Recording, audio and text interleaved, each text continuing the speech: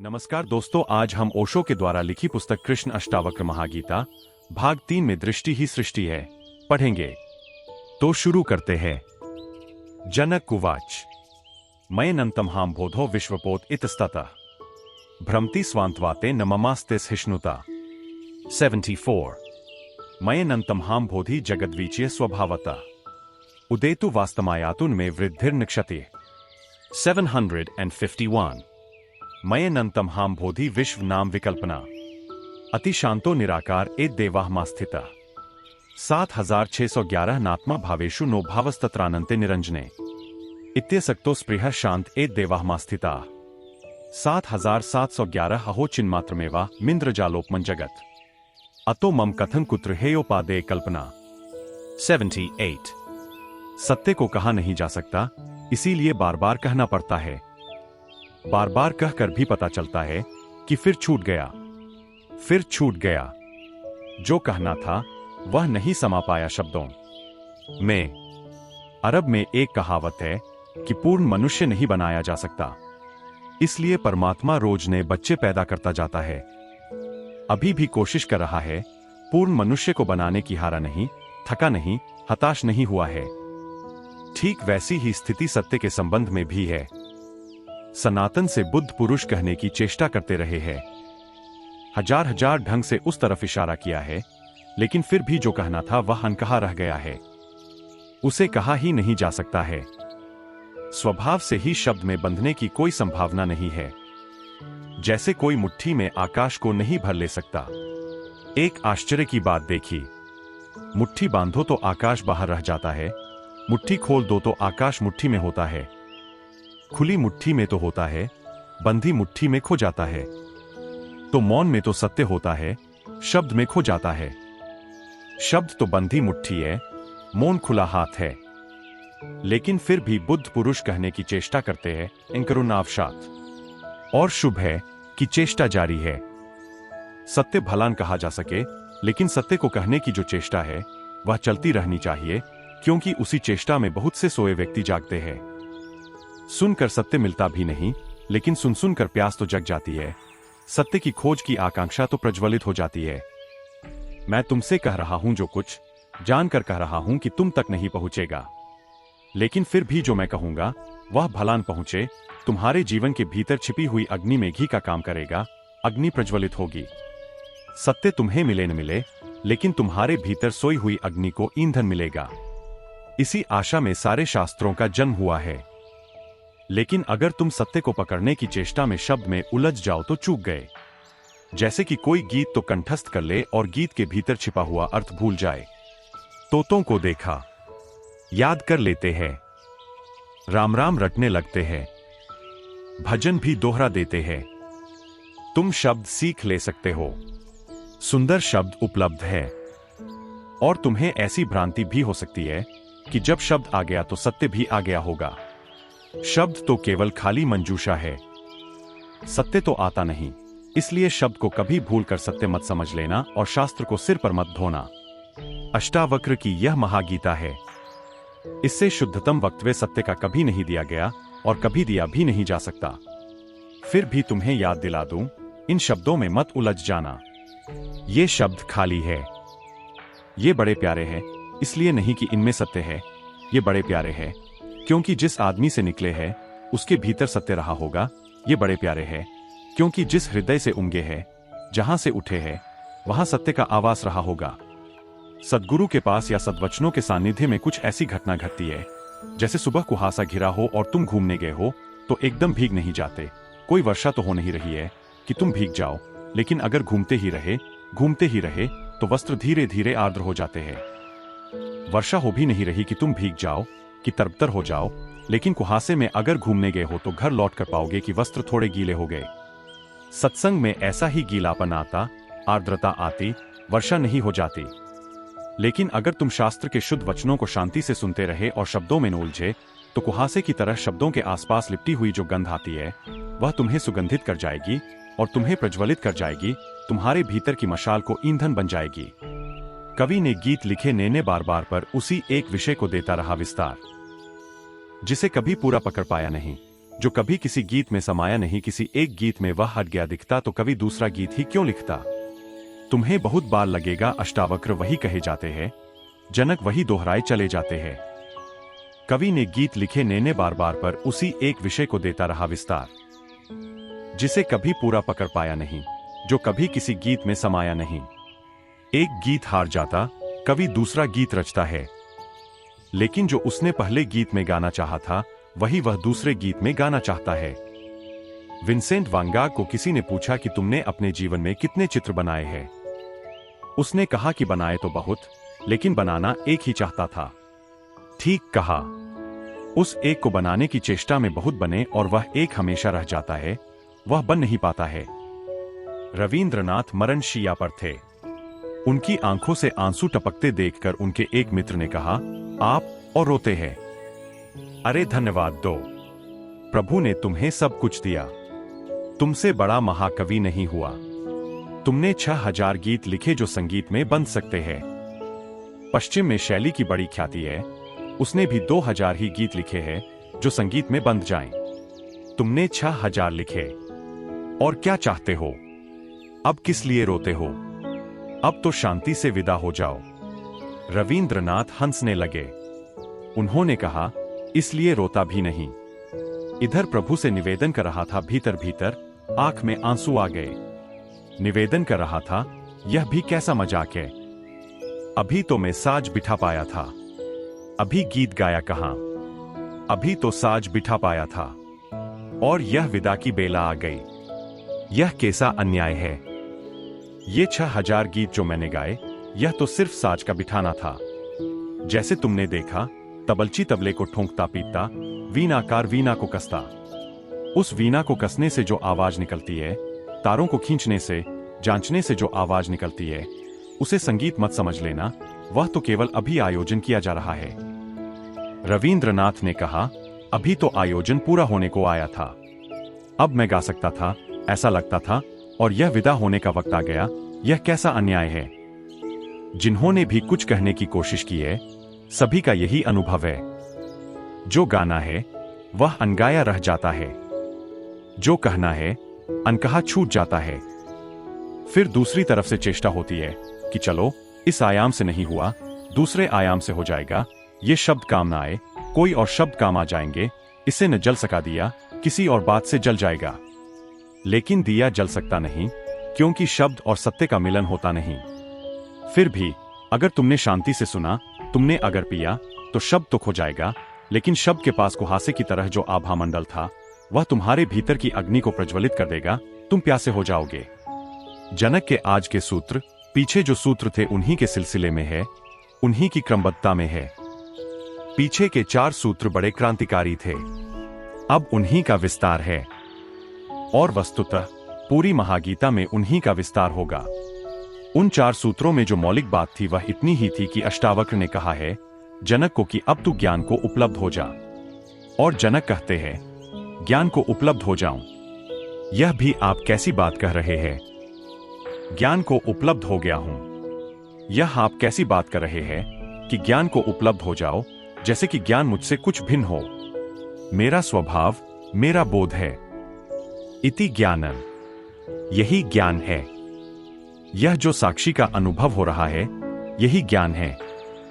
हो जाओ, मैं तो ऐसा लगता है भविष्य में होगा। हो जाओ, मैं तो ऐसा लगता है कुछ साधन करना पड़ेगा, विधान करना पड़ेगा, अनुष्ठान करना पड़ेगा। हो जाओ, मैं तो ऐसा लगता है यात्रा करनी होगी, मंजिल भविष्य में है, मार्ग तय करना होगा। जनक ने कहा, नहीं नहीं, आप मुझे उलझाने की कोशिश मत करें और आप मुझे ऐसे प्रलोभन न दें। हो गया है, घट गया है। और जब कह रहे हैं कि घट गया है, तो इसका यह अर्थ नहीं है कि पहले नहीं घटा था, अब घटा है।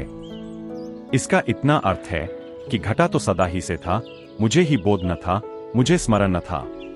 संपत्ति तो मुझ में पड़ी थी, मैं उधर आंख को न ले गया, मैं कहीं और खोजता रहा। मिलने में कोई अड़चन न थी, मेरी गलत खोज ही अड़चन थी। ऐसा नहीं था कि मेरा श्रम पूरा नहीं था, मेरी साधना पूरी नहीं थी, या मेरे साधन अधूरे थे, या मैंने पूरी जीवन ऊर्जा को दांव पर न लगाया था। ऐसा नहीं था। सिर्फ जहां मुझे देखना था वहां मैंने नहीं देखा था। मैंने अपने भीतर नहीं देखा था। खोजने वाले ने खोजने वाले में नहीं देखा था, कहीं और खोज रहा था। देखा भीतर, हो गया। हो गया कहना पड़ता है भाषा में, कहना तो ऐसा चाहिए, वही हो गया जो सदा से था। बुद्ध को ज्ञान हुआ तो बुद्ध से किसी ने पूछा, क्या मिला? बुद्ध ने कहा, मिला कुछ भी नहीं। जो मिला ही हुआ था उसका पता चला। जो मिला ही हुआ था, जिसे खोने का कोई उपाय ही नहीं है। अष्टावक्र बड़े प्रसन्न हो रहे होंगे सुनकर जनक के उत्तर। शायद ही कभी किसी शिष्य ने गुरु की आकांक्षा को इस परिपूर्णता से पूरा किया है। क्योंकि शिष्य की उत्सुकता तो होने में होती है, बनने में होती है, विकसित होने में, समृद्ध होने में, ज्ञानवान होने में, शक्ति संपन्न होने में, सिद्धि पाने में। अष्टावक्र बड़े प्रफुल्लित हुए होंगे। उनका मन बहुत मग्न हुआ होगा, क्योंकि जो जनक कह रहे थे वही अष्टावक्र सुनना चाहते थे। तेरे हुस्ने जवाब से आई मेरे रंगी सवाल की खुशबू। जरूर जनक के जवाब में अपने सवाल की आत्यंतिक सुगंध को अष्टावक्र ने अनुभव किया होगा। इधर भीतर तो वह प्रफुल्लित हो रहे होंगे, लेकिन बाहर उन्होंने रुख बड़े कठोर बना रखा है। बाहर तो परीक्षक है, बाहर तो आंखें जांच रही है। पैनी धार आंखों की जनक के हृदय को काट रही है। गुरु को कठोर होना ही चाहिए, ही उसकी करुणा है। वह तो आत्यंतिक स्थिति में ही कहेगा कि ठीक, उसके पहले नहीं। जब तक जरासी भी संभावना है भूल भटक की, तब तक वह कुरेदे जाएगा, तब तक वह काटे जाएगा, तब तक वह और उपाय करेगा कि तुम फंस जाओ, और उपाय करेगा कि कहीं तुमसे भूल चूक हो जाए। जनक ने कहा, मुझ अंतहीन महासमुद्र में विश्वरूपी नाव अपनी ही प्रकृत वायु से इधर उधर डोलती है। मुझे असहिष्णुता नहीं है। यह सूत्र इतना सरल मालूम होता है, लेकिन बड़ा गहन है। इसमें उतरने की कोशिश करो। खूब ध्यान से सुनोगे तो ही उतर सकोगे। इस सूत्र का यह अर्थ हुआ कि दुख आए चाहे सुख, दोनों ही प्रकृति से उत्पन्न हो रहे हैं। मेरे चुनाव की सुविधा कहां है? मुझसे पूछता कौन है?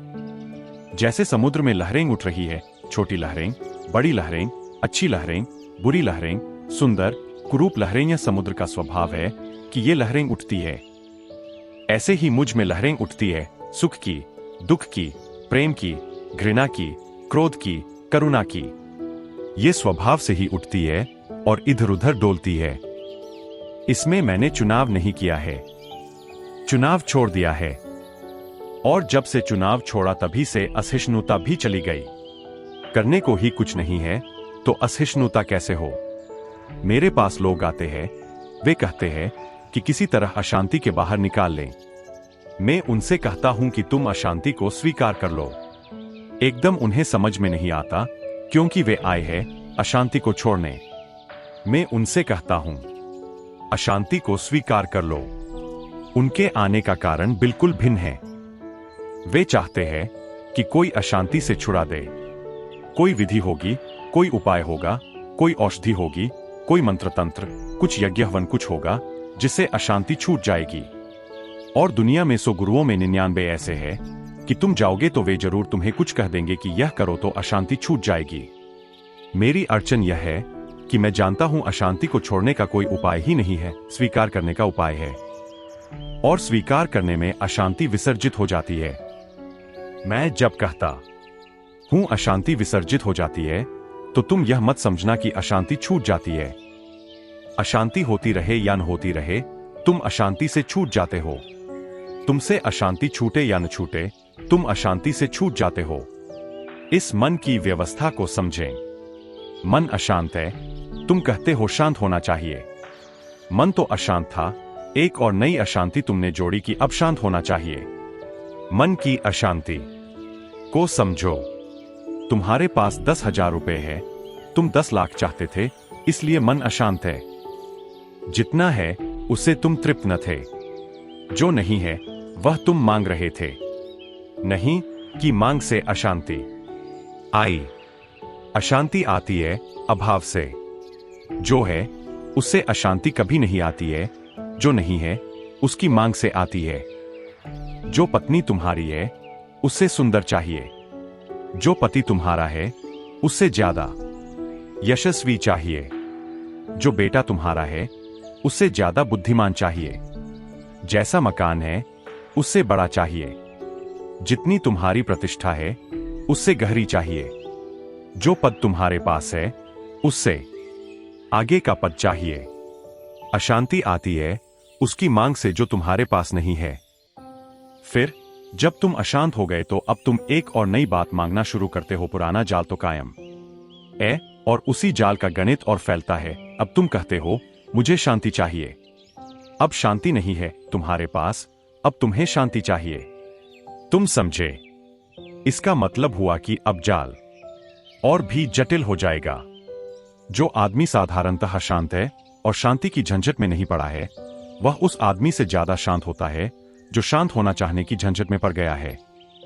यह एक और उपद्रव हुआ। अशांत तो तुम थे ही। तर्क था कि जो नहीं है वह होना चाहिए। अब शांति नहीं है, शांति होना चाहिए। एक और नई झंझट शुरू हुई।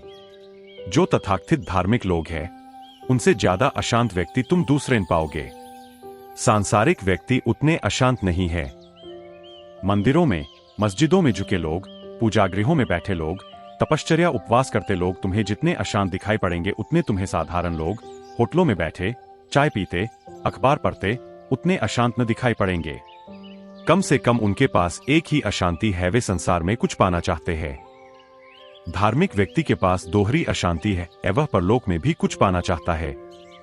न केवल परलोक में कुछ पाना चाहता है, यहां भी शांति पाना चाहता है, आनंद पाना चाहता है, ध्यान पाना चाहता है। और सारा जाल इतना ही है कि तुम अगर कुछ पाना चाहते हो तो तुम और अशांत होते जाओगे। मैं कहता हूं जब कोई शांति की खोज में आता कि तुम अशांति को स्वीकार कर लो।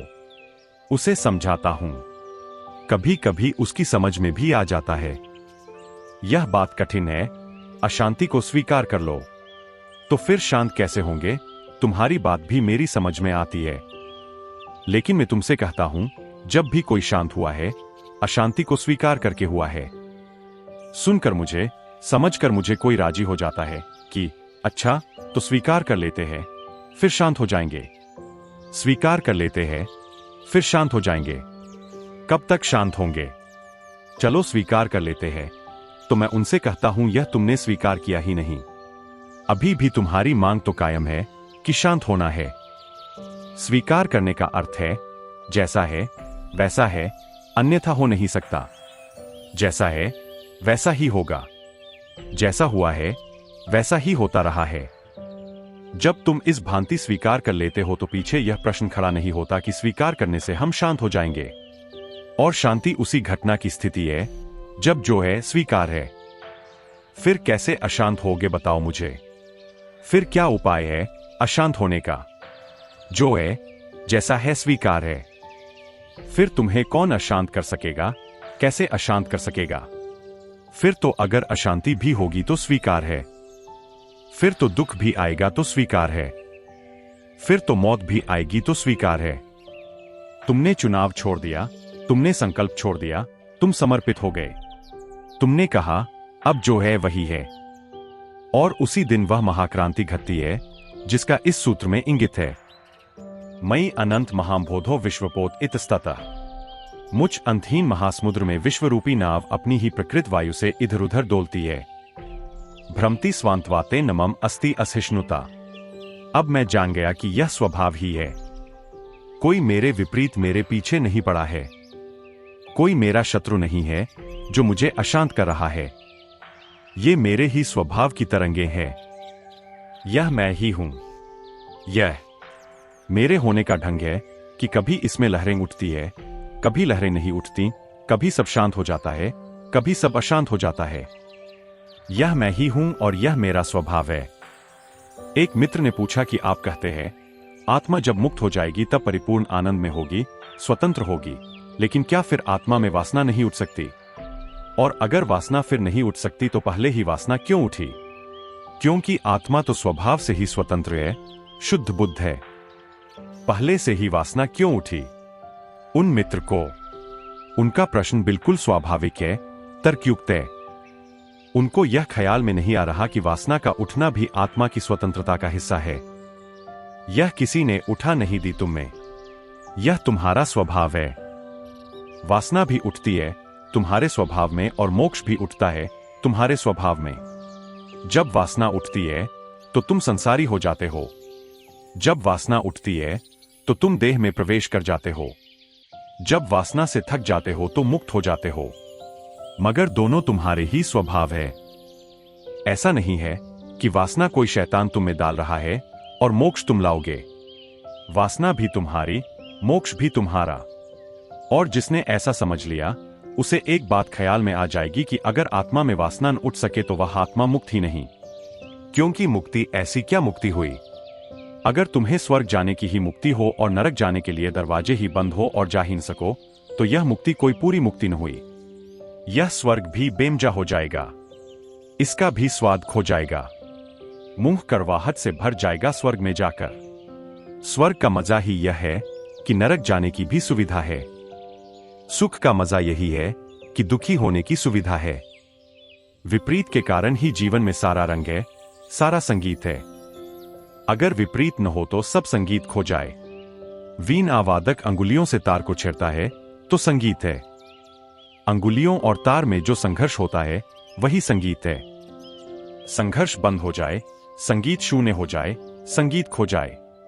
स्त्री और पुरुष के बीच जो विपरीतता है वही प्रेम है। अगर विपरीतता समाप्त हो जाए, प्रेम विदा हो जाए। संसार और मोक्ष के बीच जो विकल्प है वही स्वतंत्रता है। स्वतंत्रता का मतलब यह है कि अगर मैं चाहूं तो मैं नरक की आखिरी परत तक जा सकता हूं, कोई मुझे रोकने वाला नहीं। और अगर मैं चाहूं तो स्वर्ग की सब ऊंचाइयां मेरी है, मुझे कोई रोकने वाला नहीं। यह मेरा निर्णय है और ये दोनों मेरे स्वभाव है। नरक मेरी ही निम्नतम दशा है, स्वर्ग मेरी ही उच्चतम दशा है।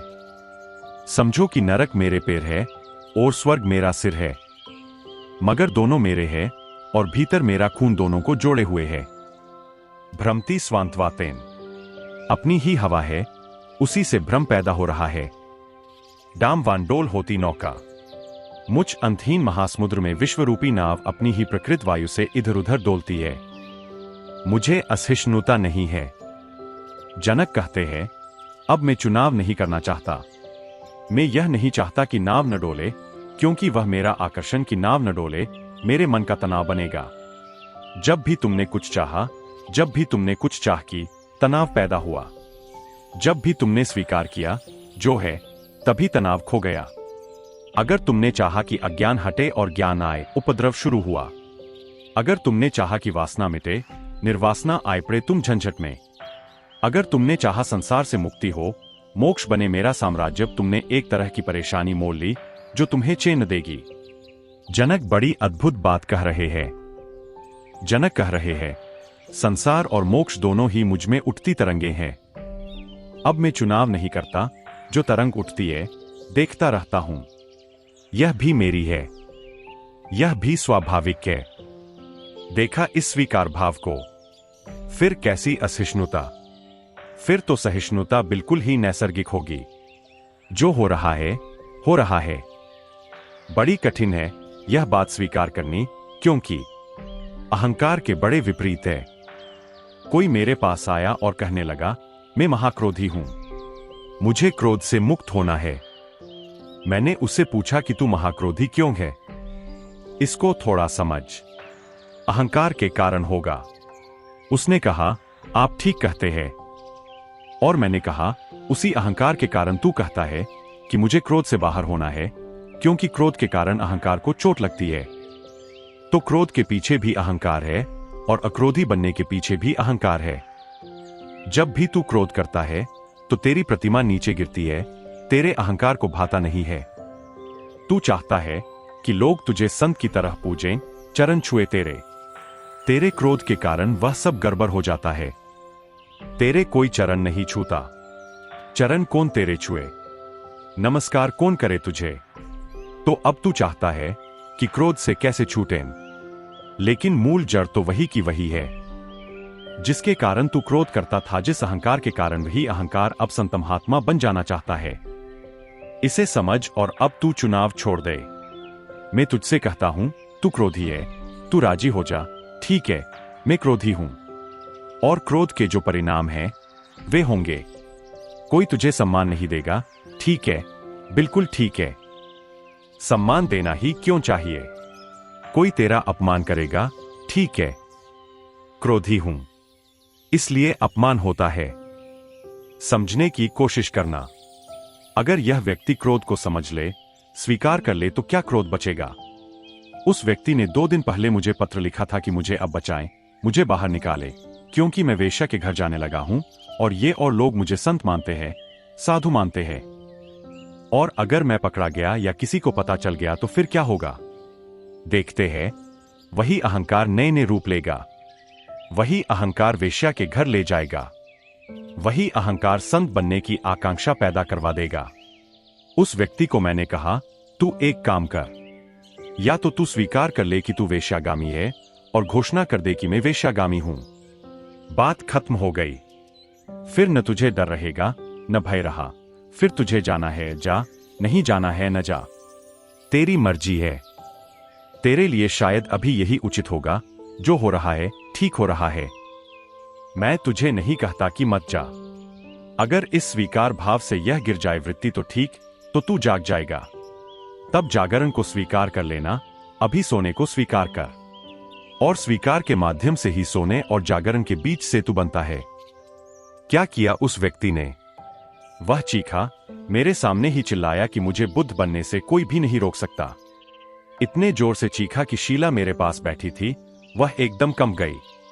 वही क्रोध, वही अहंकार नए नए रूप ले लेता है। अब बुद्ध बनने से कोई नहीं रोक सकता, जैसे कि मैं उसको बुद्ध बनने से रोक रहा हूं, क्योंकि मैंने उससे कहा, स्वीकार कर ले। जो हो रहा है स्वीकार कर ले। जैसा है स्वीकार कर ले। यह बात चोट कर गई। यह कैसे स्वीकार कर ले? बुरा से बुरा आदमी भी यह स्वीकार नहीं करता कि मैं बुरा हूं। इतना ही मानता है कि कुछ बुराई मुझ में है, हूं तो मैं आदमी अच्छा। देखो, अच्छा होने की कोशिश में लगा हूं।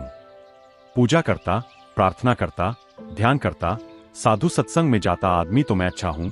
जरा कमजोरी है, थोड़ी थोड़ी बुराई कभी हो जाती है। मिट जाएगी धीरे धीरे, कभी नहीं मिटेगी, क्योंकि यह अच्छाई तुम्हारी बुराई को छिपाने का उपाय भर है। यह साधु सत्संग तुम्हारे भीतर जो क्रोध पड़ा है उसके लिए आर है। ये अच्छी अच्छी बातें और ये अच्छी अच्छी कल्पनाएं कि कभी तो संत हो जाऊंगा, बुद्ध बनने से कोई भी मुझे रोक नहीं सकता। यह अहंकार अब बड़ी अच्छी आर ले रहा है। बड़े सुंदर पर्दे में छिप रहा है बुद्ध होने का पर्दा। अगर मन को तुम ठीक से देखोगे तो जनक की बात का महत्व समझ में आएगा। स्वीकार है, यह भी स्वाभाविक है, वह भी स्वाभाविक है। जो इस घड़ी हो रहा है उससे अन्यथा में नहीं होना चाहता। इस बात की क्रांति को समझे। जो इस क्षण हो रहा है वही मैं हूं। क्रोध तो क्रोध, लोभ तो लोभ, काम तो काम। इस क्षण में जो हूं वही मैं हूं, और इससे अन्यथा की मैं कोई मांग नहीं करता और न अन्यथा का कोई आवरण खड़ा करता हूं। अक्सर अच्छे अच्छे आदर्शों के पीछे तुम अपने जीवन के घाव छिपा लेते हो। हिंसक, अहिंसक बनने की कोशिश में लगे रहते हैं। कभी बनते नहीं, बन सकते नहीं, क्योंकि अहिंसक बनने का एक ही उपाय है और वह है हिंसा को परिपूर्ण रूप से स्वीकार कर लेना। क्रोधी करुणा की चेष्टा करते रहते हैं, कभी नहीं बन सकते। हो सकता है ऊपर ऊपर आवरण ओढ़ लें, पाखंड रच लें, लेकिन बन नहीं सकते। कामी ब्रह्मचर्य की चेष्टा में लगे रहते हैं। जितना कामी पुरुष होगा उतना ही ब्रह्मचर्य में आकर्षित होता है, क्योंकि ब्रह्मचर्य के आदर्श में ही छिपा सकता है अपनी कामवासना की कुरूपता को, और तो कोई उपाय नहीं। आज तो गलत है, कल अच्छा हो जाऊंगा इस आशा में ही तो आज को जी सकता है, नहीं तो आज ही जीना मुश्किल हो जाएगा। मैं तुमसे कहता हूं, कल है ही नहीं, तुम जो आज हो वही तुम हो। इसको समग्र भावेन, इसको परिपूर्णता से अंगीकार कर लेते ही तुम्हारे जीवन से द्वंद्व विसर्जित हो जाता है। तुम जो हो, अन्यथा हो नहीं सकते। द्वंद्व कहां, चुनाव कहां? जैसे तुम हो वैसे हो, यही तुम्हारा होना है। प्रभु ने तुम्हें ऐसा ही चाहा है। इस घड़ी प्रभु को तुम्हारे भीतर ऐसी ही घटना घटाने की आकांक्षा है। इस घड़ी समस्त जीवन तुम्हें ऐसा ही देखना चाहता है, ऐसे ही आदमी की जरूरत है। तुम्हारे भीतर यही विधि है, यही भाग्य है। मुझ अंतहीन महासमुद्र में विश्वरूपी नाव अपनी प्रकृत वायु से इधर उधर डोलती है। कभी क्रोध बन जाती, कभी करुणा बन जाती, कभी काम, कभी ब्रह्मचर्य, कभी लोभ, कभी दान इधर उधर, इतस्ततः। मुझे लेकिन असहिष्णुता नहीं है, मैं इससे अन्यथा चाहता नहीं, इसलिए मुझे कुछ करने को नहीं बचा है। गया कृत्य। अब तो मैं बैठकर देखता हूं कि लहर कैसी उठती है, भ्रमती स्वांतवातेन, भटक रही अपनी ही हवा से। न कहीं जाना, नहीं मुझे कुछ होना, कोई आदर्श नहीं है, कोई लक्ष्य नहीं है। अब तो मैं बैठ गया, अब तो मैं मौज से देखता हूं, सब असहिष्णुता खो गई। जब तुम कहते हो मैं क्रोधी हूं और मुझे अक्रोधी होना है, तो इसका अर्थ समझे। तुम क्रोध के कारण बहुत असहिष्णु हो रहे हो। तुम क्रोध को धैर्य के साथ स्वीकार नहीं कर रहे, तुम बड़े अधैर्य में हो। तुम कहते हो क्रोध और मैं, मुझ जैसा पवित्र पुरुष और क्रोध करें ही, यह बात जंचती नहीं। मुझे क्रोध से छुटकारा चाहिए, मुझे मुक्त होना है। मैं उपाय करूंगा, यम नियम साधूंगा, आसन व्यायाम करूंगा, धारणा ध्यान करूंगा, मुझे लेकिन क्रोध से मुक्त होना है। तुमने अधैर्य बता दिया, तुमने कह दिया कि जो है, तुम उसके साथ राजी नहीं, तुम कुछ और चाहते हो। बस वहीं से तुम अशांत होने शुरू हुए। असहिष्णुता अशांति का बीज है। जनक कह रहे हैं, ये लहरें हैं। कभी कभी क्रोध आता, कभी कभी काम आता, कभी कभी लोभ आता, इतस्ततः, यहां वहां, स्वांतवातेन, भटकता सब कुछ। पर मैं तो देखता हूं, अब मुझे कुछ लेना देना नहीं। अब मेरा कोई भी आग्रह नहीं है कि ऐसा हो जाऊं। मैं जैसा हूं, बस प्रसन्न हूं। आदर्श मुक्ति में सहिष्णुता है। और मैं किसे सन्यासी कहता हूं? उसी व्यक्ति को सन्यासी कहता हूं जिसने आदर्शों का त्याग कर दिया। अब तुम जरा चौंकोगे।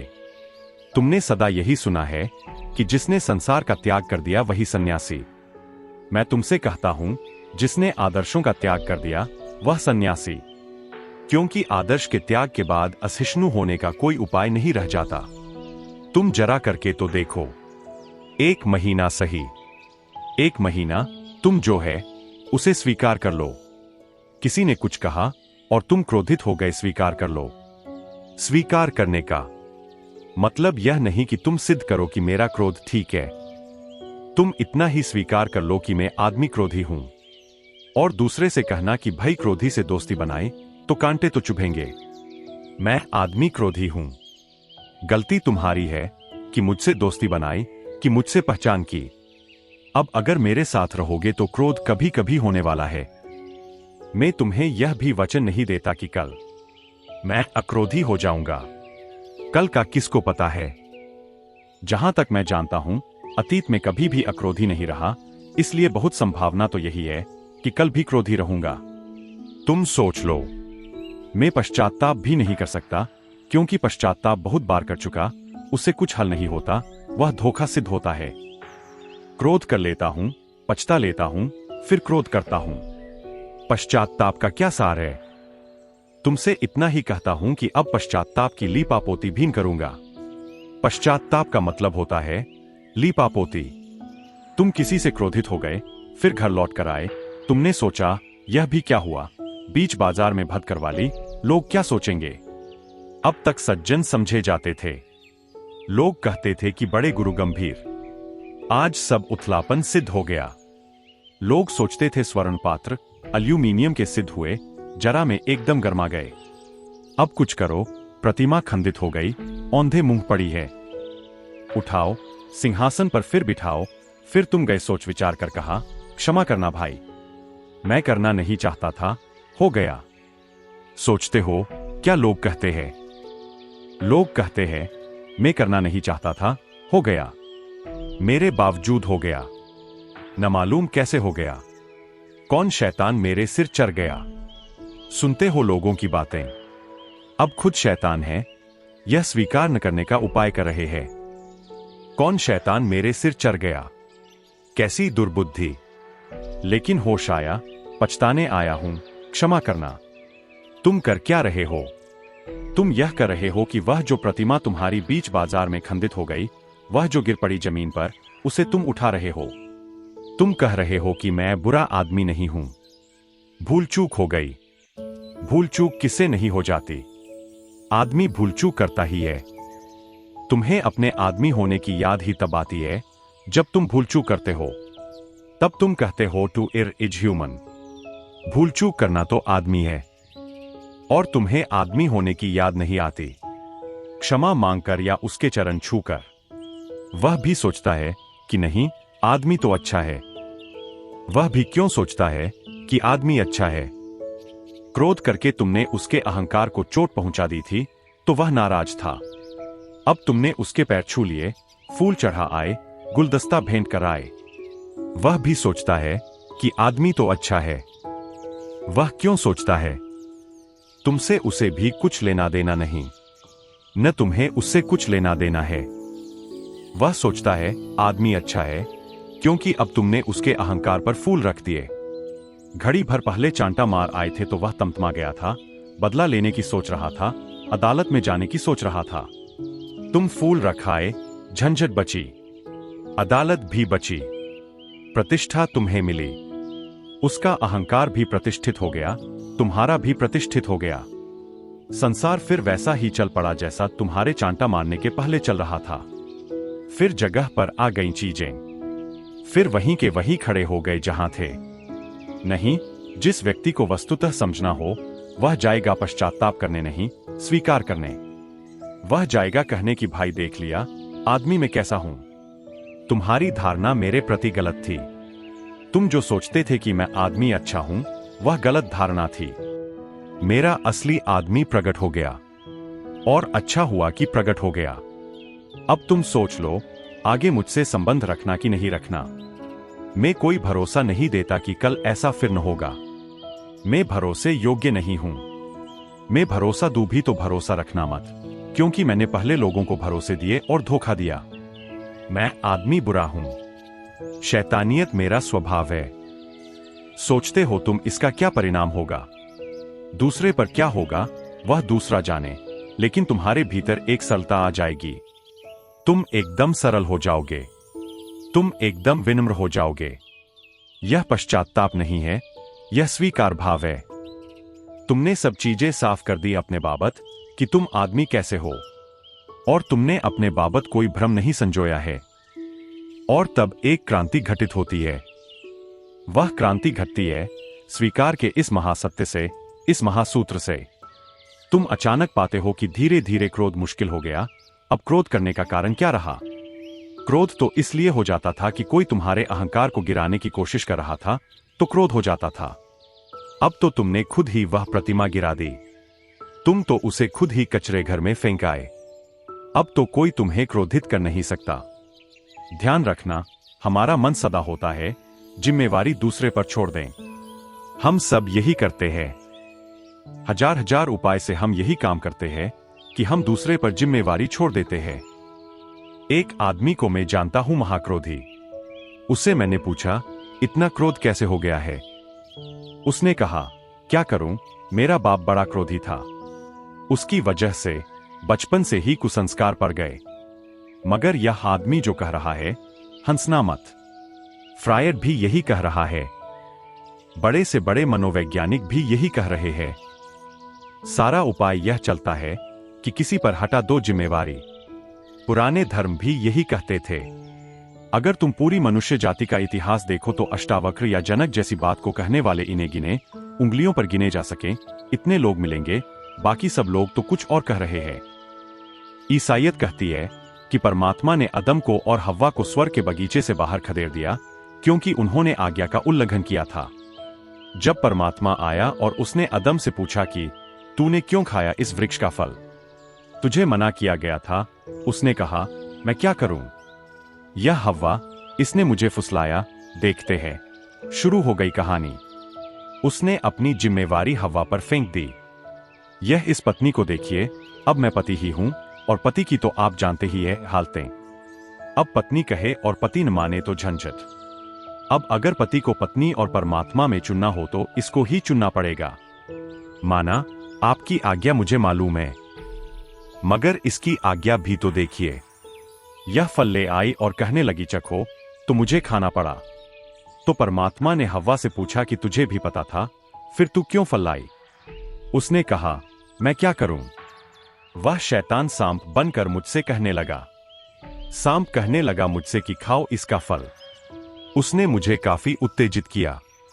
उसने कहा, इस फल को खाने से तुम मनुष्य नहीं, परमात्मा रूप हो जाओगे। परमात्मा स्वयं इसका फल खाता है और तुम्हें कहता है, मत खाओ। जरा धोखा तो देखो। यह ज्ञान का फल, इसी को खाकर परमात्मा ज्ञानी है और तुमको अज्ञानी रखना चाहता है। तो साधारण स्त्री हूं, फुसला लिया उसने। स्त्री का सदा से यही कहना रहा है कि दूसरों ने फुसला लिया। हर पति जानता है कि पत्नी कहती है कि हम तुम्हारे पीछे पड़े थे, तुम ही हमारे पीछे पड़े थे, तुम ही ने फुसला लिया और यह झंझट खड़ी कर दी। मैं क्या करूं? सांप ने फुसला लिया। अगर सांप भी बोल सकता होता तो किसी और पर टाल देता। हो सकता था वृक्ष पर ही टाल देता कि यह वृक्ष ही विज्ञापन करता है कि जो मेरे फल को खाएगा वह ज्ञान को उपलब्ध हो जाएगा। लेकिन सांप बोल नहीं सकता था। उसने शायद सुना भी न होगा कि मामला क्या चल रहा है। आदमी आदमी के बीच की बात थी, वह चुपचाप रहा, इसलिए कहानी वहां पूरी हो गई, नहीं तो कहानी पूरी हो नहीं सकती थी। मार्क्स कहता है, समाज जिम्मेवार है। अगर तुम बुरे हो तो इसलिए बुरे हो क्योंकि समाज बुरा है। यह कुछ फर्क न हुआ। यह वही पुरानी चाल है, नाम बदल गया। हिंदू कहते हैं, विधि, भाग्य, विधाता ने ऐसा लिख दिया, तुम क्या करोगे? छोड़ो किसी पर। विधाता लिख गया है। जब पैदा हुए थे तो माथे पर लिख गया कि ऐसा ऐसा होगा। तुम क्रोधी बनोगे, कामी बनोगे, कि साधु, कि संत, कि क्या तुम्हारी जिंदगी में होगा, सब लिखा हुआ है। सब तो पहले से तय किया हुआ है। हमारे हाथ में क्या है? तो वही करवा रहा है, सो हो रहा है। फ्रायर कहता है कि बचपन में माँ बाप ने जो संस्कार डाले, तुम्हारे मन पर जो संस्कारित हो गया, उसका ही परिणाम है। जनक कहते हैं, जो हो रहा है, हो रहा है। मैं तो सिर्फ देख रहा हूं। जगद वीचिय स्वभावतः उदेतुवा अस्तम।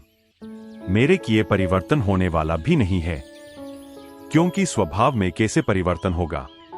पतझड़ आती है, पत्ते गिर जाते हैं, वसंत आता है, फिर नई कोंपले उग आती है, जवानी होती है, वासना उठती है, बुढ़ापा आता है, वासना क्षीण हो जाती है। मेरे किए हो भी नहीं रहा है, मैं करता नहीं हूं। तो छोड़ना कैसा, भागना कैसा, त्याग करना कैसा? अष्टावक्र ने एक जाल फैलाया है परीक्षा के लिए और उससे कहा कि तू त्याग कर, यह सब छोड़ दे। जब तुझे ज्ञान हो गया, तू कहता है कि तुझे ज्ञान हो गया तो अब तू सब त्याग कर दे। अब यह शरीर मेरा, यह धन मेरा, यह राज्य मेरा, यह सब तू छोड़ दे। जनक कहते हैं, मेरे छोड़ने से, पकड़ने से संबंध ही कहां है? यह मेरा है ही नहीं जो मैं छोड़ दूं। मैंने इसे कभी पकड़ा भी नहीं है जो मैं इसे छोड़ दूं। यह अपने से हुआ है, अपने से खो जाएगा। स्वभावतः उदेतु वा अस्तम। मेन वृद्धि चन क्षति। मैं तो इतना ही देख पा रहा हूं कि न तो इसके होने से मुझे कुछ लाभ है, न इसके न होने से मुझे कुछ लाभ है। यह बड़ी अद्भुत बात है। यही परम संन्यास है। बैठे दुकान पर तो बैठे, हो रही दुकान तो चल रही है, तो चले। बंद हो जाए तो बंद हो जाए। जब दिवाला निकल गया तो प्रसन्नता से बाहर आ गए। जब तक चलती रही, चलती रही। करोगे क्या? चलती थी तो साथ थे, नहीं चलती तो रुक गए। इस भांति जो ले ले, वैसा व्यक्ति कभी अशांत हो सकता है, वैसा व्यक्ति कभी उद्विग्न हो सकता है, वैसे व्यक्ति के जीवन में कभी तनाव हो सकता है। उसकी विश्रांति आ गई। बचपन था तो बचपन के खेल थे, जवानी आई तो जवानी के खेल है, बुढ़ापा आया तो बुढ़ापे के खेल है। बच्चे खेल खिलौनों से खेलते हैं, जवान व्यक्तियों से खेलने लगते, बूढ़े सिद्धांतों से खेलने लगते हैं। बचपन में काम वासना का कोई पता नहीं है। तुम समझाना भी चाहो बच्चे को डोट, तो समझा नहीं सकते कि काम वासना क्या है। कोई अभी उठी नहीं तरंग, अभी स्वभाव वासना में नहीं हुआ, अभी स्वभाव ने वासना की तरंग नहीं उठाई। फिर जवान हो गया आदमी, उठीन वासना की तरंगें। फिर तुम लाख समझाओ, मुल्ला नसरुद्दीन मरता था। अपने बेटे को उसने पास बुलाया और कहने लगा कि कहने को तो बहुत कुछ है, लेकिन कहूंगा नहीं। बेटे ने पूछा, क्यों? उसने कहा कि मेरे बाप ने भी मुझसे कहा था, लेकिन मैंने सुना कहा कहने को तो बहुत कुछ है, कहूंगा नहीं। पर बेटा कहने लगा, आप कह तो दें, मैं सुनूं या न सुनूं? उसने कहा कि फिर देख, मेरे बाप ने भी मुझसे कहा था कि स्त्रियों के चक्कर में मत पड़ना, मगर मैं पड़ा, और एक के चक्कर में नहीं पड़ा। इस्लाम जितनी आज्ञा देता है। 9 स्त्रियां, पूरे 9 विवाह किए और भोगा, खूब नरक सहा। तुझसे भी मैं कहना चाहता हूं, लेकिन कहना नहीं चाहता, क्योंकि मैं जानता हूं तू भी पड़ेगा। मेरे कहने से कुछ होगा नहीं। बाप मेरा मरा था तो कह गया था शराब मत पीना, पर मैंने पी, खूब पी और सड़ा, और तू भी सड़ेगा, क्योंकि जो मैं नहीं कर पाया मेरा बेटा कर पाएगा, यह भी मुझे भरोसा नहीं है। इतनी ही यह याद रखना कि इतना मैंने तुझसे कहा था कि कहने से कोई सुनता नहीं, अनुभव से ही कोई सुनता है। तो एक बार भूल कर लेना, खूब अनुभव कर लेना उसका, लेकिन दोबारा वही भूल मत करना। और अगर तू मुझे मौका दे वह कहने लगा तो इतना कहना चाहता हूं, स्त्रियों की झंझट में तू पड़ेगा, लेकिन एक समय में एक ही स्त्री की झंझट में पड़ना। अगर इतना भी संयम साध सके तो काफी है। आदमी के भीतर कुछ होता है जो स्वाभाविक है। जवान होता आदमी तो वासना उठेगी। बूढ़े सोचते हैं कि उन्हें कोई बड़ी भारी संपदा मिल गई, क्योंकि अब उनमें वासना के प्रति वैसा राग नहीं रहा, या उनमें अब वैराग्य उठ रहा है। यह बुढ़ापे का खेल है वैराग्य। राग जवानी का खेल है, वैराग्य बुढ़ापे का खेल है। जैसे राग स्वाभाविक है एक खास उम्र में वैराग्य स्वाभाविक है। इसलिए हिंदुओं ने तो ठीक कोटि ही बात दी थी कि 25 साल तक विद्यार्जन, ब्रह्मचर्य, फिर 50 साल तक भोग, गृहस्थ जीवन, फिर 75 तक वानप्रस्थ जीवन। सोचना कि अब संन्यास लेना। वानप्रस्थ यानी सोचना कि जाना जंगल, जाना करना नहीं। थोड़े गए गांव के बाहर तक, फिर लौट आए, ऐसे बीच में उलझे रहना। फिर 75 के बाद संन्यास, अगर मौत इसके पहले ना आ जाए तो। अक्सर तो मौत इसके पहले आ जाएगी और तुम्हें सन्यासी होने की झंझट नहीं पड़ेगी। अगर मौत ना आ जाए इसके पहले तो संन्यास। 75 के बाद हिंदुओं ने संन्यास रखा। हिंदुओं की सोचने की पद्धति बड़ी वैज्ञानिक है, क्योंकि 75 के बाद संन्यास वैसा ही स्वाभाविक है जैसे जवान आदमी में वासना उठती, तरंगे उठती, महत्वाकांक्षा उठती, धन कमा लूं, पद प्रतिष्ठा कर लूं। ठीक एक ऐसी घड़ी आती है जब जीवन ऊर्जा रिक्त हो जाती है, झुक जाती है। तुम थक चुके होते तब वैराग्य उठने लगता, थकान वैराग्य ले आती है। यह पद्धति हिंदुओं की साफ वैज्ञानिक है, और इसीलिए बुद्ध और महावीर दोनों ने इस पद्धति के खिलाफ बगावत की। उन्होंने कहा कि जो वैराग्य 75 के बाद उठता वह कोई वैराग्य है, वह तो यंत्रवत है, वह तो उठता ही है, वह तो मौत करीब आने लगी उसकी छाया है, वह कोई वैराग्य है। वैराग्य तो वह है जो भरी जवानी में उठता है। बुद्ध और महावीर ने जो क्रांति की, उस क्रांति का भी तर्क यही है। वे कहते हैं, मान लिया तुम्हारा हिसाब तो ठीक है, लेकिन जो 75 साल के बाद संन्यास उठेगा वह कोई उठा। इस फर्क को समझना। जैन या बौद्ध, उनकी संस्कृति श्रमण संस्कृति कहलाती है। श्रम वहां मूल्यवान है, पुरुषार्थ वहां विधि, भाग्य, स्वभाव, इन सबकी कोई व्यवस्था नहीं है। वहां तो तुम्हारा संकल्प और श्रम। इसलिए स्वभावतः उन्होंने जवानी में संन्यास को डालने की चेष्टा की, क्योंकि जवान आदमी श्रम करेगा तो सन्यासी हो सकेगा, संकल्प से जूझेगा, संघर्ष करेगा तो सन्यासी हो सकेगा।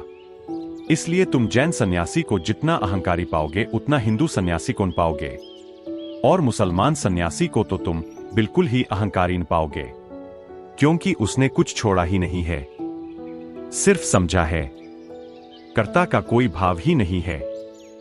जैन सन्यासी बहुत अहंकारी होगा, क्योंकि उसने बहुत कुछ किया है। भरी जवानी में या बचपन में सब छोड़ दिया है, धन, द्वार, घर, वासना, महत्वाकांक्षा। उठ तो रही है भीतर तरंगे, वह उन्हें दबाए बैठा है। तो वह जितना उनको दबाता है उतना ही वह चाहता है सम्मान मिले, क्योंकि वह काम तो बड़ा मेहनत का कर रहा है, कठिन काम कर रहा है। मुल्ला नसरुद्दीन ने एक दफ्तर में नौकरी की दरखास्त दी थी और जब वह इंटरव्यू देने गया तो उस दफ्तर के मालिक ने पूछा कि तुम्हें टाइपिंग आती है? तुमने टाइपिस्ट के लिए दरखास्त दी? मुल्ला नसरुद्दीन ने कहा, नहीं, आती तो नहीं। तो उसने कहा, हद हो गई, जब टाइपिंग नहीं आती है तो दरखास्त क्यों दी? और फिर केवल इतना, हद हो गई, तुमने इसमें तनख्वाह दुगनी मांगी है। मुल्ला ने कहा, इसलिए तो मांगी दुगनी कि अगर टाइपिंग आती तो आधे से ही कर देते काम। आती तो है नहीं, मेहनत बहुत पड़ेगी। मेहनत का तो सोचो। तो जवानी में जो सन्यासी हो जाए तो वह आदमी बहुत अहंकार की प्रतिष्ठा मांगेगा। वह कहता है, जरा देखो भी तो, जवान हूं अभी और सन्यास लिया हूं, जीवन की धार के विपरीत बहा हूं, गंगोत्री की तरफ तैर रहा हूं, जरा देखो तो। हिंदू का सन्यास तो है गंगा के साथ गंगा सागर की तरफ तैरना, और जैन का सन्यास है गंगोत्री की तरफ तैरना, धार के उल्टे। तो वह आग्रह मांगता है कि कुछ मुझे प्रतिष्ठा मिलनी चाहिए, नहीं तो किस लिए मेहनत करो। तो बजाओ तालियां, शोभा यात्रा निकालो, चारों तरफ बैंड बाजे करो। जैन मुनि आए गांव में तो बड़ा शोरगुल मचाते हैं। हिंदू सन्यासी आता है, चला जाता है, ऐसा कुछ खास पता नहीं चलता। मुसलमान फकीर का तो बिल्कुल पता नहीं चलता, क्योंकि उसने तो कुछ छोड़ा नहीं है बाहर से। हो सकता है उसकी पत्नी हो, दुकान हो। सूफी तो कुछ भी नहीं छोड़ते। सूफियों को तो पहचानना तक मुश्किल है। जब एक गुरु किसी दूसरे सूफी के पास अपने शिष्य को सीखने भेजता है तो ही पता चलता है कि वह दूसरा गुरु है, नहीं तो पता ही नहीं चल सकता था। क्योंकि हो सकता है दरी बुनने का काम कर रहा हो, जिंदगी भर से दरी बनाकर बेच रहा हो, या जूता बना रहा हो और जिंदगी भर से जूते बना रहा हो। गुरजीएफ जब सूफी फकीरों की खोज में पूरब आया तो बड़ी मुश्किल में पड़ा। कैसे उनका पता लगे कि कौन आदमी है, क्योंकि वे कोई अलग थलग दिखाई नहीं पड़ते, जीवन में रमे हैं। तो उसने लिखा है कि बामुश्किल से सूत्र मिलने शुरू हुए। बामुश्किल से उसने किसी मुसलमान को पूछा कि मैं सूफी फकीरों का पता लगाना चाहता हूं। दमिश्क की गलियों में भटकता था कि कहीं खोज ले, मगर कैसे पता चले। तो उसने कहा, तुम एक काम करो, तुम पता न लगा सकोगे, तुम तो जाकर मस्जिद में जितनी देर बैठ सको, नमाज पढ़ सको, पढ़ो।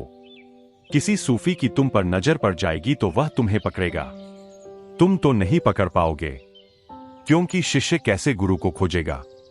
गुरु ही शिष्य को खोज सकता है। यह बात जंची गुरजीएफ को। वह बैठ गया मस्जिद में, दिन भर बैठा रहता, आधी आधी रात तक वहां बैठकर नमाज पढ़ता रहता। किसी की तो नजर पड़ेगी और नजर पड़ी। एक बुजुर्ग उसे गौर से देखने लगा। कुछ दिन के बाद एक दिन वह बुजुर्ग उसके पास आया। उसने कहा कि तुम मुसलमान तो नहीं मालूम होते, फिर इतनी नमाज क्यों कर रहे हो? उसने कहा कि मैं किसी सद्गुरु की तलाश में हूं और मुझे कहा गया है कि मैं तो न खोज पाऊंगा। अगर मैं यहां नमाज पढ़ता रहूं तो शायद किसी की नजर मुझ पर पड़ जाए। कोई बुजुर्गवार, आपकी अगर नजर मुझ पर पड़ गई और अगर आप पाते हो कि इस योग्य हूं कि किसी सूफी के पास मुझे भेज दें तो मुझे बता दें। उसने कहा कि तुम आज रात 12 बजे फलां जगह आ जाओ। वह जब वहां पहुंचा तो चकित हुआ।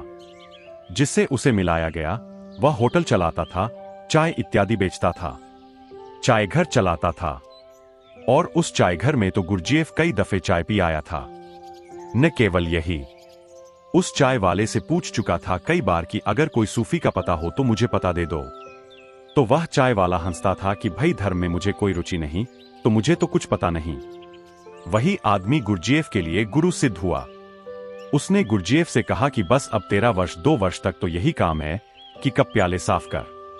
कप प्याले साफ करवाते करवाते ध्यान की पहली सुध उस गुरु ने देनी शुरू की। एक अमेरिकन यात्री ढाका पहुंचा। किसी ने खबर दी कि वहां एक सूफी फकीर है जो पहुंच गया है, आखिरी अवस्था में, फना की अवस्था में पहुंच गया है, जहां मिट जाता है आदमी। तुम उसे पालो तो कुछ मिल जाए। तो वह ढाका पहुंचा। उसने जाकर एक टैक्सी की और उसने कहा कि मैं इसे हुलिया के आदमी की तलाश में आया हूं, तुम मुझे कुछ सहायता करो। उसने कहा कि जरूर सहायता करेंगे, बैठो। वह इसे लेकर गया, एक छोटे से झोपड़े के सामने गाड़ी रोकी और उसने कहा कि 5 मिनट के बाद तुम भीतर आ जाना।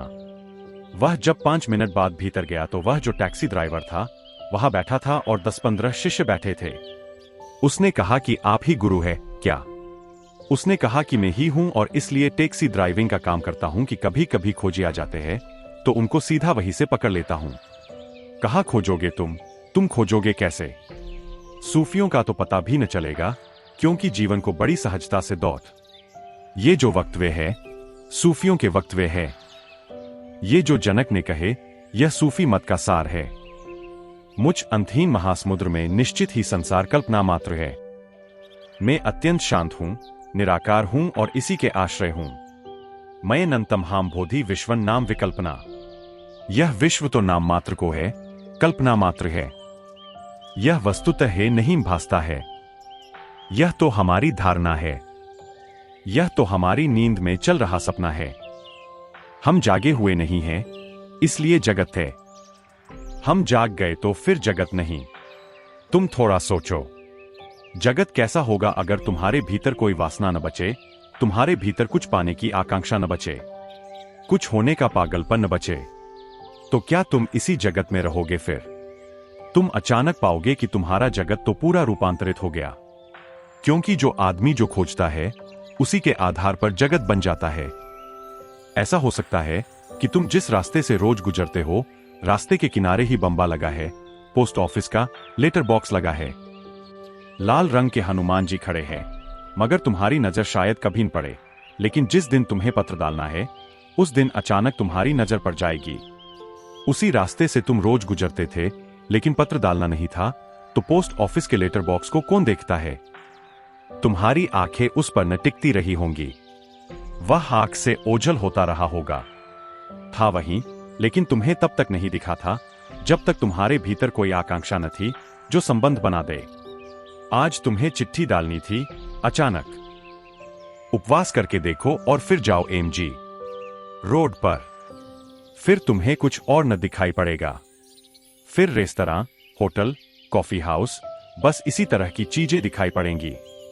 और अचानक तुम्हारी नाक ऐसी प्रगाढ़ हो जाएगी कि हर तरह की सुगंधें आने लगेंगी, हर तरह के आकर्षण बुलावे देने लगेंगे। तुम्हारे उपवास से तुम किसी और ही रास्ते से गुजरते हो जिससे तुम कभी नहीं गुजरे थे। कहने मात्र को एम जी रोड है। जब तुम भरे पेट से गुजरते हो तब बात और है। जब तुम कपड़े खरीदने गुजरते हो तब बात और है। जो पुरुष अपनी पत्नी से तृप्त है वह भी गुजरता है, तो बात और। जो अपनी पत्नी से तृप्त नहीं है वह भी उसी रास्ते से गुजरता है, लेकिन तब रास्ता और, क्योंकि दोनों के देखने का ढंग और, दोनों की आकांक्षा और। तुम जो चाहते हो उससे तुम्हारा जगत निर्मित होता है। हम सब एक ही जगत में नहीं रहते, हम सब अपने अपने जगत में रहते हैं। यहां जितने मनुष्य हैं, जितने मन हैं, उतने जगत है। उसी जगत की बात हो रही है, तुम ख्याल रखना, नहीं तो अक्सर भ्रांति होती है। पूरब के इन मनीषियों के वचन से बड़ी भ्रांति होती है। लोग सोचते हैं जगत कल्पना, तो अगर हम शांत हो गए तो यह मकान समाप्त हो जाएगा, ये वृक्ष खो जाएंगे। तो तुम समझे नहीं, जगत का अर्थ होता है तुम्हारे मन से जो कल्पित है उतना खो जाएगा, जो है वह तो रहेगा। सच तो यह है कि जो है वह पहली दफे दिखाई पड़ेगा। तुम्हारे मन के कारण वह तो दिखाई ही नहीं पड़ता था। तुम तो कुछ का कुछ देख लेते थे। तुम जो देखने के लिए आतुर थे वही तुम्हें दिखाई पड़ जाता था। तुम्हारी आतुरता बड़ी सृजनात्मक है। उसी सृजनात्मकता से सपना पैदा होता, कल्पना पैदा होती। मैं अनंतम हाम बोधि विश्व नाम विकल्पना। तुम्हारा विश्व तुम्हारी कल्पना है। तुम्हारे पड़ोसी का विश्व जरूरी नहीं कि तुम्हारा ही विश्व हो। दो व्यक्ति एक ही जगह बैठ सकते हैं और दो अलग दुनियाओं में। एक सिनेमा घर में मुल्ला नसरुद्दीन और उसकी पत्नी लगभग आधा समय तक आपस में ही बातें करते रहे। उनके पास बैठे दर्शकों को यह बड़ा बुरा लग रहा था। एक दर्शक ने मुल्ला नसरुद्दीन के पीछे जो बैठा था कहा, क्या तोते की तरह टाइन टाइन लगा रखी है, कभी चुप ही नहीं होते। इस पर मुल्ला बिगड़ गया। उसने कहा, क्या आप हमारे बारे में कह रहे हैं? उस दर्शक ने कहा, जी नहीं, आपको कहा, फिल्म वालों को कह रहा हूं। शुरू से ही बकवास किए जा रहे हैं, आपकी दिलकश बातों का एक शब्द भी नहीं सुनने दिया। अब यह हो सकता है दो आदमी पीछे बैठे हो फिल्म गृह में और पति पत्नी आपस में बातें कर रहे हो, तो एक हो सकता है परेशान हो कि फिल्म चल रही है, वह सुनाई नहीं पड़ रही इनकी बकवास से, और दूसरा हो सकता है परेशान हो कि बड़ी गजब की बातें हो रही है इन दोनों की, यह फिल्म बंद हो जाए तो जरा सुन ले क्या हो रहा है। दोनों पास बैठे हो सकते हैं और दोनों के देखने के ढंग अलग हो सकते हैं। हमारा देखने का ढंग हमारी दृष्टि है, हमारी सृष्टि है। दृष्टि से सृष्टि बनती है। जब तुम्हारी कोई दृष्टि नहीं रह जाती, जब तुम्हारे भीतर जैसा है वैसे को ही देखने की सरलता रह जाती, अन्यथा कुछ आरोपण करने की कोई गुंजाइश नहीं रह जाती। तुम्हारे भीतर का प्रोजेक्टर प्रक्षेपण यंत्र जब बंद हो जाता है, तब तुम अचानक पाते हो पर्दा खाली है। वह पर्दा सच है। पर्दे पर चलने वाली जो धूप छाम से बने जो चित्र है, वे सब तुम्हारे प्रोजेक्टर, तुम्हारे प्रक्षेपण से निकलते हैं। तो जब भी शास्त्रों में तुम कहीं यह वचन पाओ कि यह सब संसार कल्पना मात्र है, तो तुम इस भ्रांति में मत पड़ना कि शास्त्र यह कह रहे हैं कि अगर तुम्हारा जागरण होगा, समाधि लगेगी तो सारा संसार तत्क्षण स्वप्नवत खो जाएगा। इतना ही कह रहे हैं, तुम्हारा संसार तत्क्षण खो जाएगा। यह संसार तुम्हारा नहीं, यह तो तुम आए उसके पहले भी था, तुम चले जाओगे उसके बाद भी रहेगा। ये वृक्ष, ये पक्षी, यह आकाश तुम्हारा नहीं है, इनसे कुछ लेना देना। तुम सो तो है, तुम जागो तो है, तुम ध्यानस्थ हो जाओ तो है, तुम वासनाग्रस्त रहो तो है, यह तो नहीं मिटेगा। लेकिन इस संसार को पर्दा मानकर तुमने एक कल्पनाओं का जाल बुन रखा है। तुम जरा इस जाल को पहचानने की कोशिश करना, तुम किस भांति रोज इस जाल को बुने जाते हो, और यह जाल तुम्हें परिचित नहीं होने देता उससे जो है। मुझ अंतहीन महासमुद्र में निश्चित ही संसार कल्पना मात्र है। मैं अत्यंत शांत हूं, निराकार हूं और इसी के आश्रय हूं। अति शांतो निराकार ए देवाहमा स्थिता। यह समझकर कि ये सारी कल्पनाएं हैं, मुझ में ही उठती है और लीन हो जाती है, ये सब मेरी ही तरंगे हैं। मैं बिल्कुल शांत हो गया हूं, मैं निराकार हो गया हूं, और अब तो यही मेरा एकमात्र आश्रय है। अब छोड़ने को कुछ बचा नहीं है, सिर्फ मैं ही बचा हूं। आत्मा विषयों में नहीं है और विषय उस अनंत निरंजन आत्मा में नहीं है। इस प्रकार मैं अनासक्त हूं, स्पृहा मुक्त हूं और इसी के आश्रय हूं। नात्मा भावेषु नो भावस्तत्रानंते निरंजने। न तो विषय मुझ में है और न मैं विषयों में हूं। सब सतह पर उठी तरंगों का खेल है। सागर की गहराई उन तरंगों को छूती ही नहीं। तुम सागर के ऊपर कितनी तरंगे देखते हो? जरा गोताखोरों से पूछो कि भीतर तुम जाते हो, वहां तरंगे मिलती कि नहीं। सागर की अतल गहराई में कहां तरंगे? सिर्फ सतह पर तरंगे हैं। उस अतल गहराई में तो सब अनासक्त, शांत, निराकार है, स्पृहा मुक्त, और वही मेरा आश्रय है, वही मेरा निज स्वरूप है। कैसा छोड़ना, कैसा त्यागना, किसको जानना? इति ज्ञानन। ऐसा जो मुझे बोध हुआ है, यही ज्ञान है। अहो, मैं चैतन्य मात्र हूं। संसार इंद्रजाल की भांति है। इसलिए हे और उपादेय की कल्पना किसमें हो? किसे छोड़ूं, किसे पकड़ूं? हे और उपादेय, लाभ और हानि, अच्छा और बुरा, शुभ और अशुभ, ये सब कल्पनाएं व्यर्थ है। जो हो रहा है स्वभाव से हो रहा है। जो हो रहा है सभी ठीक है। इसमें न कुछ चुनने को है, न कुछ छोड़ने को है। कृष्ण मूर्ति, जिसे बार बार चॉइसलेस अवेयरनेस कहते हैं, जनक उसी सत्य की घोषणा कर रहे हैं, चुनाव रहित बोध। अहो अहम चिन्मात्रम। बस केवल चेतने हूं मैं, बस केवल साक्षी हूं। जगत इंद्रजालोपमम। और जगत तो ऐसा है जैसा जादू का खेल है, इंद्रजाल। सब ऊपर ऊपर भासता और है नहीं, प्रतीत होता और है नहीं। आथ मम हेयोपादे कल्पना कथम चकुत्र। तो मैं कैसे कल्पना करूं कि कौन ठीक, कौन गलत? अब यह सब कल्पना ही छोड़ दी। इति ज्ञानन। यही ज्ञान है, यही जागरण है, यही बोध है। भोग एक तरह की कल्पना है, त्याग दूसरे तरह की कल्पना है। भोग से बचे तो त्याग में गिरे, तो ऐसे ही जैसे कोई चलता खाई और कुएं के बीच, कुएं से बचे तो खाई में गिरे। बीच में है मार्ग। न तो त्यागी बनना है न भोगी बनना है। अगर तुम त्याग और भोग से बच सको, अगर तुम दोनों के पार हो सको, अगर तुम दोनों के साक्षी बन सको, तो संन्यास का जन्म हुआ।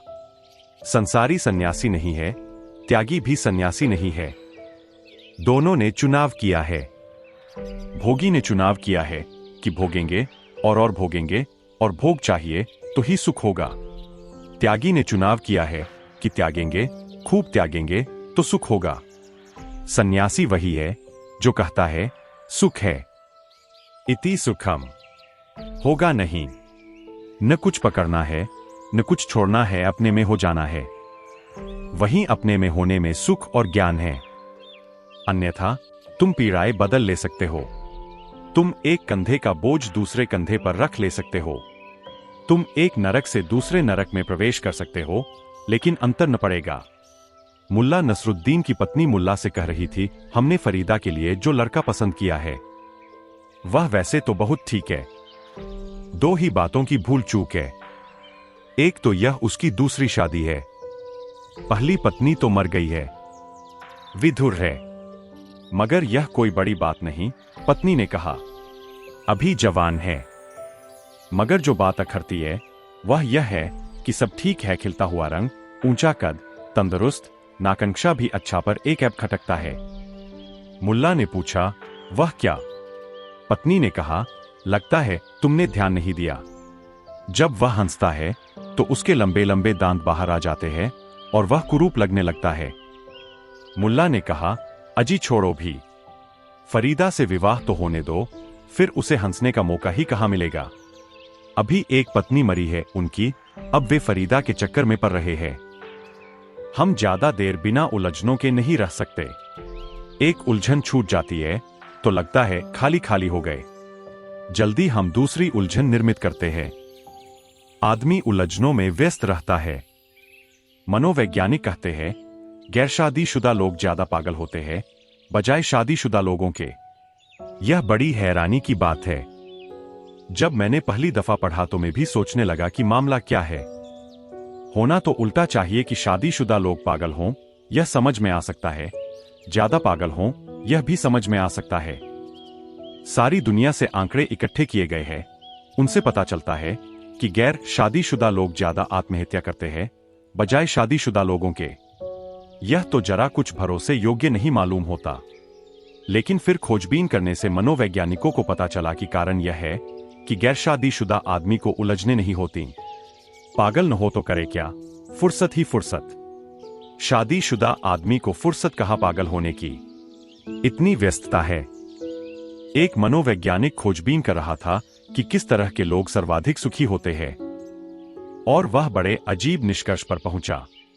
वे ही लोग सर्वाधिक सुखी मालूम होते हैं जिनको इतनी भी फुर्सत नहीं कि सोच सकें कि हम सुखी है कि दुखी। इतनी फुर्सत मिली कि दुख शुरू हुआ। तुम राजनीतिज्ञों को बड़ा सुखी पाओगे, बड़े प्रफुल्लता से भरे हुए, गजरे इत्यादि पहने हुए भागे चले जा रहे हैं। और कारण कुल इतना ही है कि उनको इतना भी समय नहीं है कि वे बैठकर एक दफा सोच लें, पुनर्विचार करें कि हम सुखी है कि दुखी। इतना समय कहीं बंधे कोल्हू के बेलों की तरह भागे चले जाते हैं। दिल्ली चलो, फुर्सत कहां है कि इधर उधर देखें। और धक्कम धुक्की इतनी है कि कोई टांग खींच रहा, कोई आगे खींच रहा, कोई पीछे खींच रहा, कोई एक हाथ पकड़े, कोई दूसरा। कुछ समझ में नहीं आता है कि हो क्या रहा है, लेकिन भागे चले जाते हैं। आपाधापी में फुर्सत नहीं मिलती। मनोवैज्ञानिक कहते हैं कि जो लोग व्यस्त रहते हैं सदा, वे कम पागल होते हैं, कम आत्महत्या करते हैं। उन्हें याद ही नहीं रह जाती कि वे हैं भी। उन्हें पता ही भूल जाता है अपना सारा जीवन, सारी ऊर्जा व्यर्थ कामों में इतनी संलग्न हो जाती है। इसीलिए कभी कभी थोड़े बहुत दिनों के लिए चुप होकर एकांत में बैठ जाना शुभ है। वहां तुम्हें पता चलेगा कि अव्यस्त होने में तुम कितने बेचैन होने लगते हो। खालीपन कैसा काटता है। लोग मुझसे पूछते हैं कि लोग दुख को क्यों पसंद करते हैं, क्यों चुनते हैं। लोग दुख को पसंद कर लेते हैं खालीपन के चुनाव में। खालीपन से तो लोग सोचते हैं दुख ही बेहतर है, कम से कम सिर दर्द तो है, सिर में कुछ तो है। उलझने हैं तो कुछ तो उपाय है, कुछ करने की सुविधा तो है। लेकिन कुछ भी नहीं है तो दौड़। और जो आदमी खाली होने को राजी नहीं, वह कभी स्वयं तक पहुंच नहीं पाता, क्योंकि स्वयं तक पहुंचने का रास्ता खाली होने से जाता है, रिक्त शून्यता से जाता है। वही तो ध्यान है, या कोई और नाम दो, वही समाधि है। जब तुम थोड़ी देर के लिए सब व्यस्तता छोड़कर बैठ जाते हो किनारे पर, नदी की धार से हटकर नदी बहती, तुम देखते, तुम कुछ भी करते नहीं, उन्हीं क्षणों में धीरे धीरे साक्षी जागेगा। लेकिन साक्षी के जागने से पहले शून्य के रेगिस्तान से गुजरना पड़ेगा। वह मूल्य है जिसने चुकाने की हिम्मत न की, वह कभी साक्षी न हो पाएगा। थोड़ा दूर होना जरूरी है। हम चीजों में इतने ज्यादा खड़े हैं कि हमें दिखाई ही नहीं पड़ता कि हम चीजों से अलग हैं। थोड़ा सा फासला, थोड़ा स्थान, थोड़ा अवकाश कि हम देख सके कि हम कौन हैं। जगत क्या है, क्या हो रहा है हमारे जीवन का। थोड़े थोड़े खाली अंतराल तुम्हें आत्मबोध के लिए कारण बन सकते हैं। उन्हीं अंतरालों में तुम्हें थोड़ी थोड़ी झलक मिलेगी, अहो मैं चैतन्य मात्र हूं। ये व्यस्तता में तो तुम्हें कभी पता न चलेगा। व्यस्तता का तो मतलब है वस्तुओं से उलझे, और से उलझे, अन्य से उलझे। जब तुम अव्यस्त होते हो, अनाकुपाइड, जब तुम किसी से भी नहीं उलझे, तब तुम्हें अपनी याद आनी शुरू होती है, स्वयं का स्मरण होता है। अहो मैं चैतन्य मात्र हूं। संसार इंद्रजाल की भांति है। और तब तुम्हें पता चलता है कि तुम्हारी सारी व्यस्तता बचपना खेल है। धन कमा रहे हो, धन के ढेर लगा रहे हो, क्या मिलेगा? बड़े से बड़े पद पर पहुंच जाओगे, क्या पाओगे? सफल आदमियों से असफल आदमी तुम कहीं और खोज सकते हो। जो सफल हुआ वह मुश्किल में पड़ा। सफल होकर पता चलता है, अरे यह तो जीवन हाथ से गया और हाथ तो कुछ भी न लगा। कहते हैं सिकंदर जब भारत आया और पोरस पर उसने विजय पाली, तो एक कमरे में चला गया, एक तंबू में चला गया और रोने लगा। उसके सिपहसालार, उसके सेनानी बड़े चिंतित हो गए। उन्होंने कभी सिकंदर को रोते नहीं देखा था। उसे कैसे व्यवधान दें, कैसे बाधा डाले, यह भी समझ में नहीं आता था। फिर किसी एक को हिम्मत करके भेजा। उसने भीतर जाकर सिकंदर को पूछा, आप रो क्यों रहे हैं? और विजय के क्षण में, अगर हार गए होते तो समझ में आता था कि आप रो रहे हैं। विजय के क्षण में रो रहे हैं। मामला क्या है? पोरस रोए, समझ में आता है। सिकंदर रोए, यह तो घड़ी उत्सव की है। सिकंदर ने कहा, इसीलिए तो रो रहा हूं। अब दुनिया में मुझे जीतने को कुछ भी न बचा। अब दुनिया में मुझे जीतने को कुछ भी न बचा। अब मैं क्या करूंगा? शायद पोरस न भी रोया हो। कोई कहानी नहीं पोरस के रोने की, क्योंकि पोरस को तो अभी बहुत कुछ बचा है।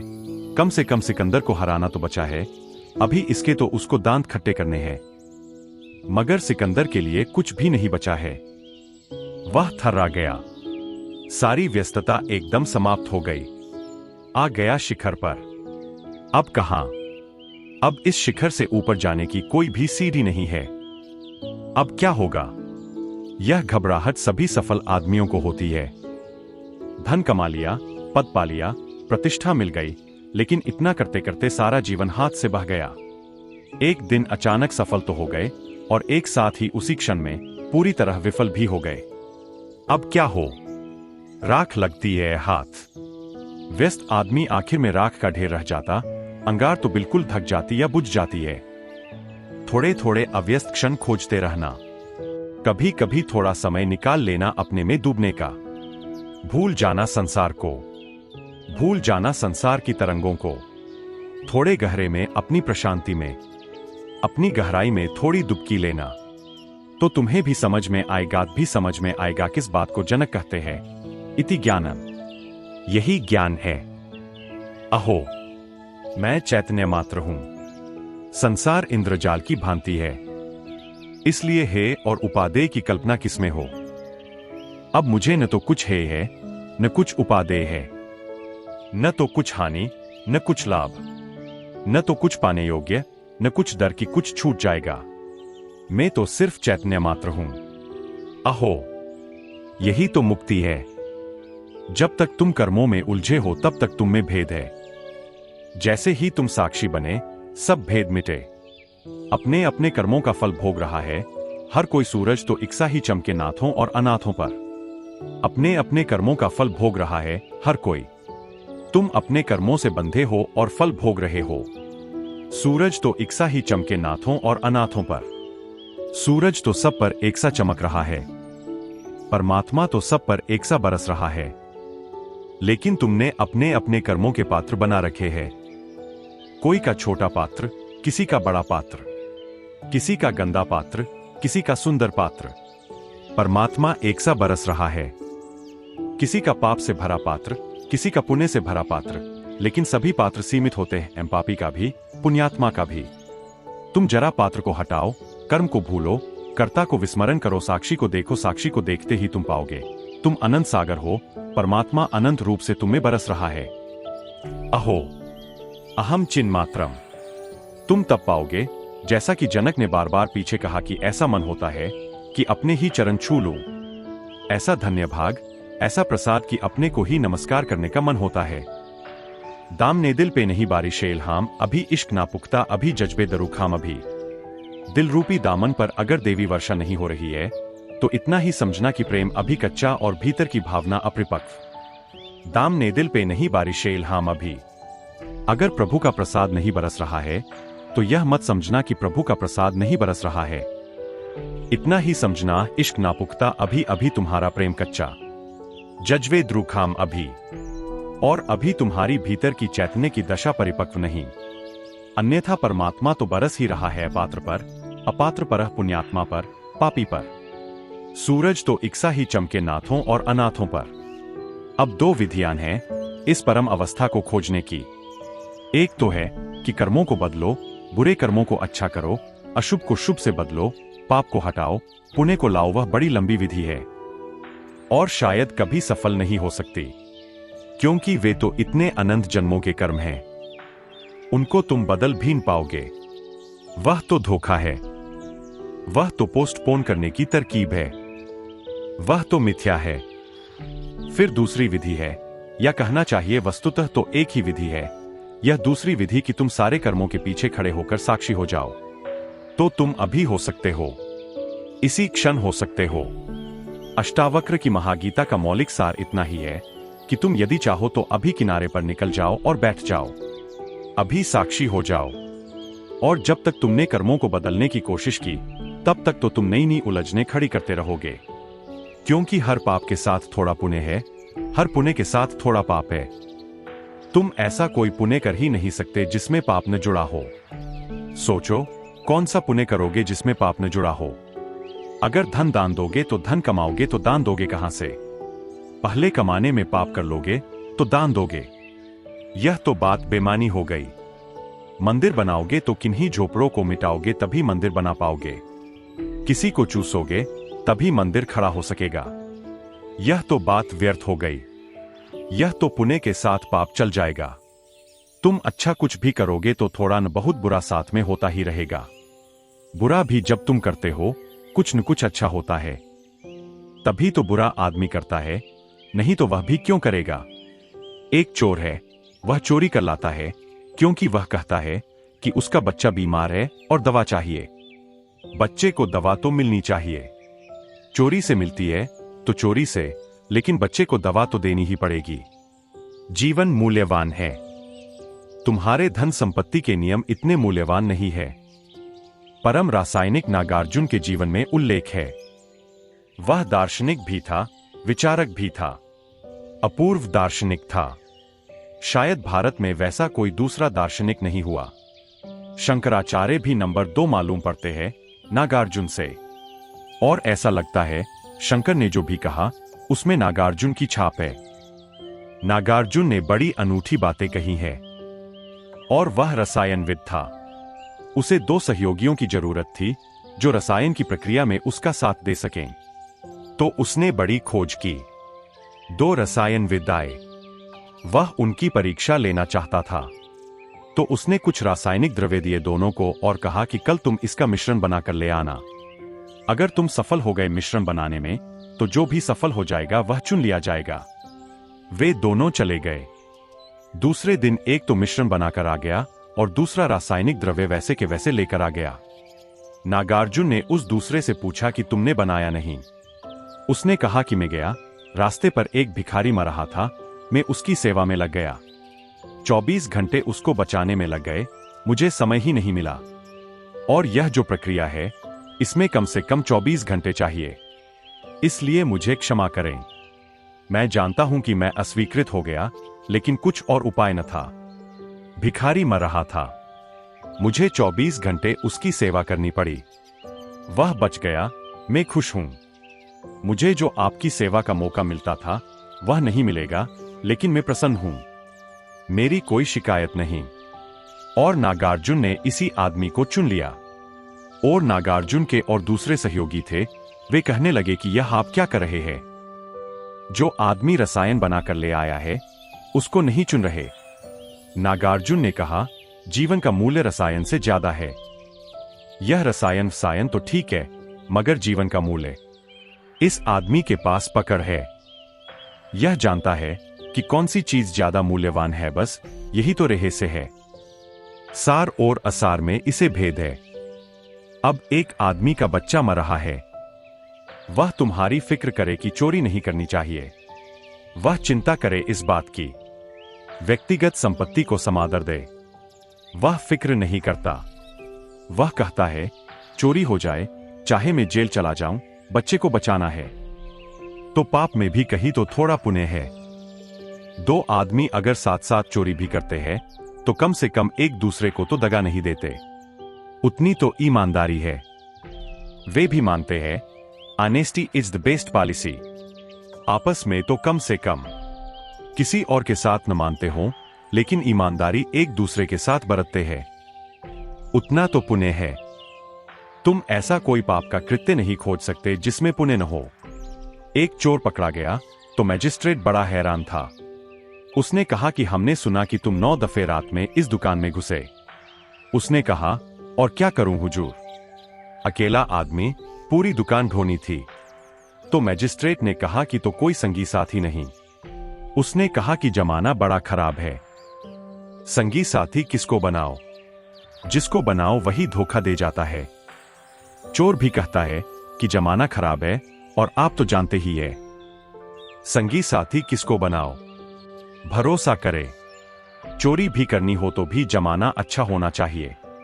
किसी को धोखा देना हो तो भी उस आदमी में इतनी, जिसको तुम्हें धोखा देना है, इतनी भलमनसाहत तो होनी चाहिए कि